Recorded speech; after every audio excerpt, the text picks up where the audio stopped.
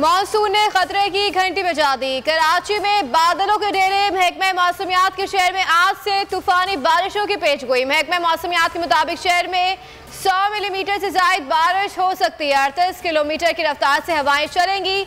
Urban flooding का खदशा, NDMA का alert जारी।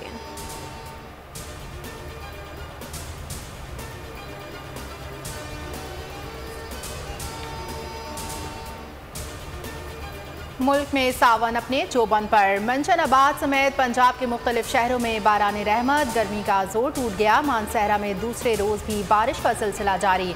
महकमे मौसमियात के मुताबिक मानसून हवाएं आज बलोचिस्तान में भी बादल जमकर बरसेंगे।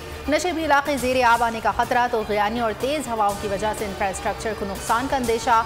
PDMA की वार्निंग जारी।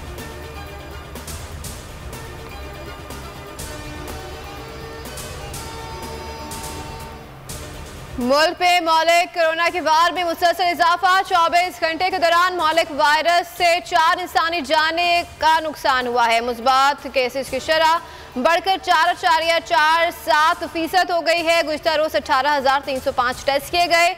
818 अफराद में वायरस की तस्दीक हुई। 126 मरीजों की हालत तशवीशनाक।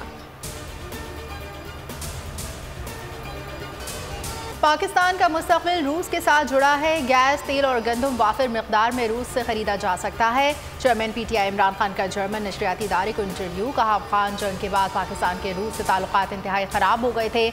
ये बहुत अच्छा मौका था कि एक पाकिस्तानी वज़ीर आज़म ने रूस का दौरा किया। तमाम स्टेक होल्डर्स के मशवरे के बाद ही रूस का दौरा किया। हमें रूस के तेल, गंदम और गैस की अशद ज़रूरत थी, इसलिए यूक्रेन जंग के बावजूद रूस जाने का फैसला किया।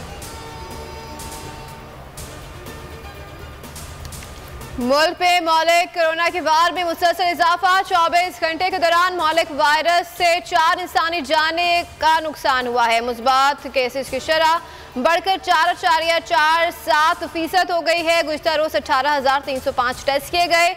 818 अफराद में वायरस की तस्दीक हुई। 126 मरीजों की हालत तशवीशनाक।